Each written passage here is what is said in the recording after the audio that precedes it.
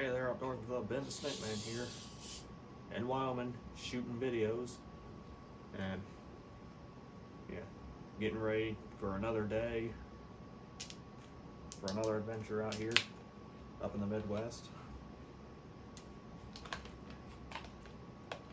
I will be mostly narrating the rest of the video as soon as it's done, showing y'all a detour around. For any of those who, any of y'all who've never been up here before, never traveled here a few times, I'll show y'all guys around. Y'all might love it, y'all might not. It don't matter. But trust me, the view is worth the wait, and it's worth the travel. It's worth the miles getting up here. All right, see y'all later. See, folks, this is what I meant by it's worth the travel and worth the sight. Elk is one of the most favorite and most known sights you see up here in Yellowstone and Wyoming. This is a female feeding. They feed on grasses and most other plants. Oftentimes, you'll see females with young up here if you're up here in the right season. Now, during the rut season, elks, the bulls, will bugle by both moving his lips and nostrils, roaring and whistling simultaneously at a very high pitch. The worst part, there's only one bad part about the attractions in the rut. Males will often dig small holes and urinate in the ground and cover themselves in it. Now, another given fact is, if you run into a male in the rut, do not try to run from them. They may look slow by their large size, but think again. They can run up to 40 miles per hour at a high speed. You will not outrun them. Now, your odds of seeing a bull are pretty rare, but the best signs you run into one is you see their foot tracks on the ground or their rubbings. Alright, this is a female trying to cross the road. Let's see if she decides to cross. She's thinking about it. I'm not walking up to him. Ooh, yeah, she's thinking. Definitely just gonna stand in the middle of the road. Oh, nope, she decided not to. How about that? Whoa. Now we're on bison. Whoa. Bison are much larger animals than an elk, weighing at least 2,000 pounds for males at a full average size, and about 6 feet tall. Females are only half that weight, between 4 to 5 feet tall. Now, if you're wondering what makes Yellowstone such a special place for these types of animals, that Yellowstone National Park was one of the main places since prehistoric times that bison have survived the longest. And also, they have young that are normally they have a few calves, and people call them red dogs. If you're wondering why, the calves are born in an orange reddish color, and in time, as soon as they get a few months old, and as they age, they start turning a dark brown color like their parents, and they start getting that large hump over their backs, and then their horns start to form. As bison get older, their horns start to get more dull. Now we're on mule deer. These are mostly game animals in Wyoming, but they're popular in the parks too. Yeah, you rarely run into the bucks, but here's are a few doe that we saw right in front of our rental. Such beautiful creatures.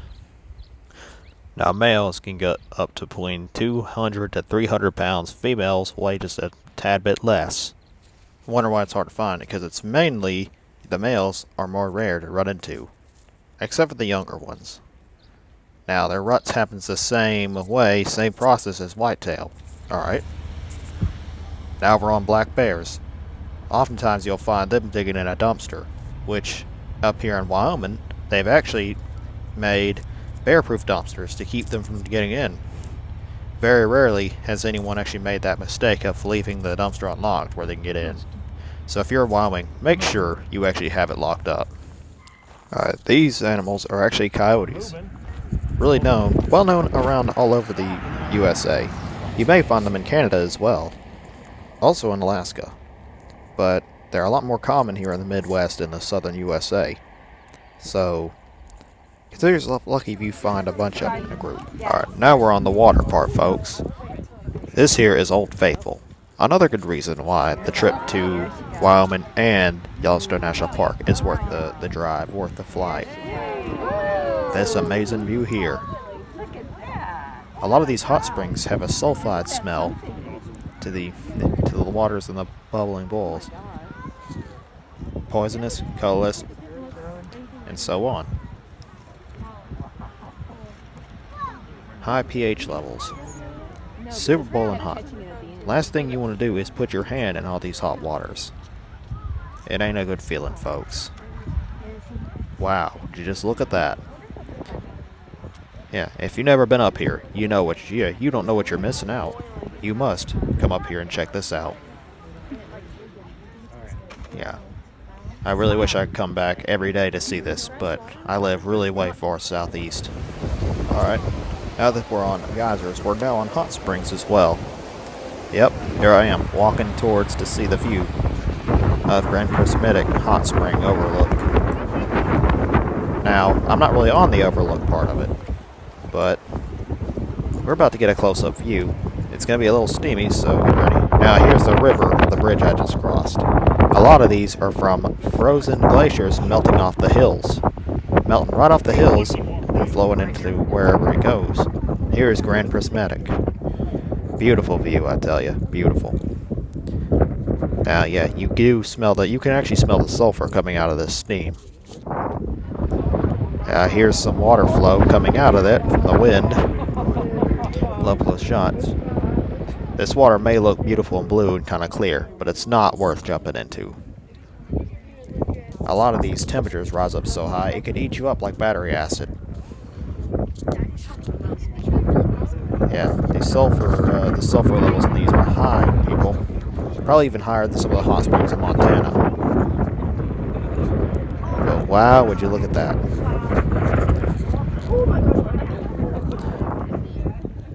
Alright, I'm not going to talk as much for this one. Okay, I'm going to explain this. Yeah, explaining all the wind sound and all that noise background. I don't have a good camera or a good mic system yet. I can't afford it. So, if you guys do subscribe, that would help a lot. Alright, here's some of the smaller hot springs. They all have a name for them, but I can't really name them all, so I'm just going to cut it short for you guys. Yeah, now, it may not look like it's steaming, but if you visit this right now, if you visited this on occasion, okay, here is one of the hot spring pools. You see how deep they are? Look at that. Wow. And see, that's where it drains out. It drains into another spring or back into the river, where it then cools off. Now, the reason why I say these aren't worth jumping to, there was a man over in one of these states that have these hot springs. Jumped into one and died. But beside that, let's look on the other side besides that. This here is one of the main hot springs around the back of the park where we filmed those last few elk up there. These are mini geysers. These are out here in artist paint spots.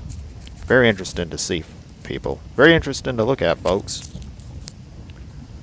Now, very rarely are you lucky enough to even see these go off. See, look like they're just getting ready to heat up, but we didn't have much time to just sit there and film the whole day. I had to save my battery. Alright, yep, there's me again, walking back toward uphill to see any more craters or any more hot springs. Yeah, now, hear me saying the limit part. I actually do have a bad right knee, folks. But I did not let that ever slow me down. See, this is Emerald Spring. Okay, I don't think I have this on video, but it was just pretty interesting to get that on 10 seconds for a few minutes. If you couldn't read that, just pause and go back. Yep, you see there? It warmed up really fast. This was on Friday, I believe. We had a cold storm go through the Thursday night before, and it got up to 29 degrees minimal. Of course, the cold was dry, but it was still cold enough where you needed to get a vest on, at least. Alright.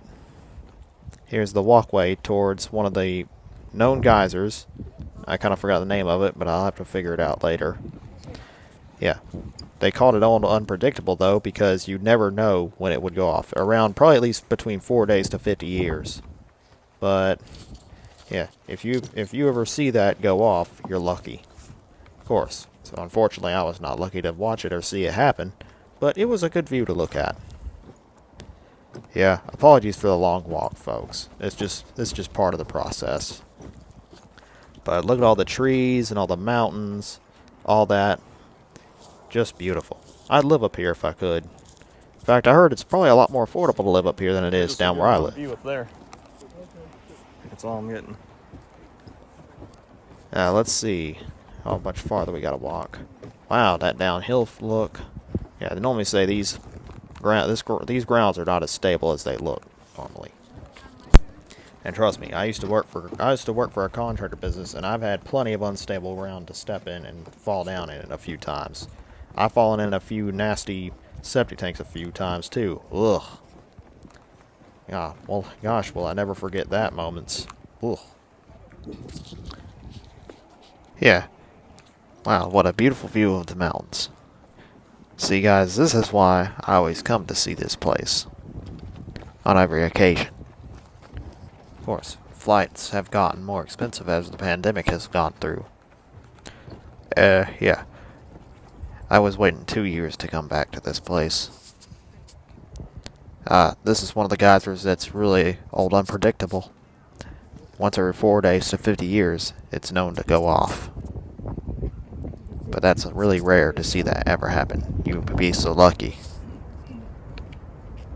Alright, now we're at the Grand Canyon, people. Here to look at the good old waterfalls down here. Really beautiful place to look at.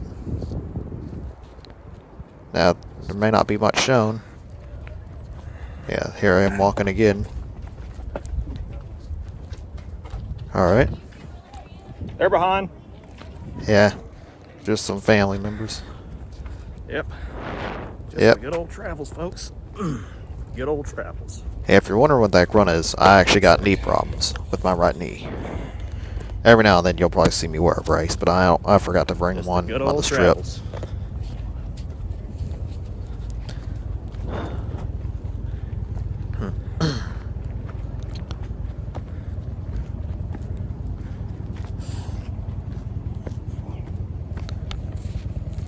Ouch.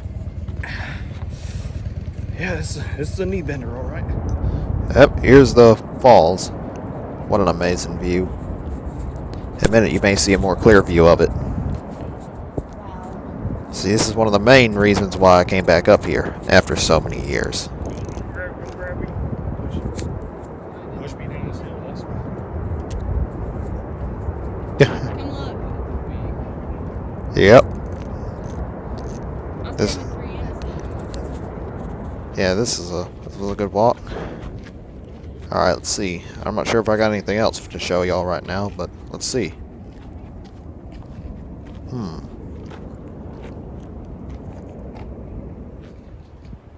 Yep. The good old view. This is how the canyon got its name. And here's more of the falls, right behind that tree line.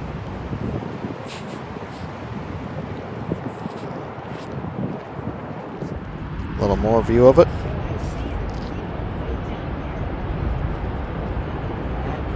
Yep. I was actually down in that spot down there one time. Alright, this is my last part of the video, guys. Alright. One more piece of the hot springs. This is the mud volcano. Got its name from a piece of lava eruption down on the bottom of it that heats it up. Alright, gonna give you one good view of it and that'll be it. I'm probably gonna have to quit talking the rest of the video. Sorry, guys. Now, if you're wondering what all the background noise is, yeah, I don't have a perfect camera. That's why I'm trying to work my way up for more subscribers. So please, subscribe for more videos coming soon. Alright, here it is. Alright guys, just enjoy the view.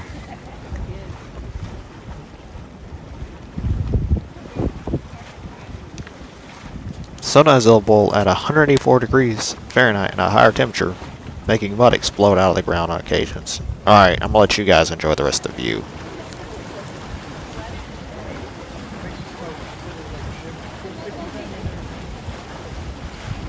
Kind of. like that smell? Yeah.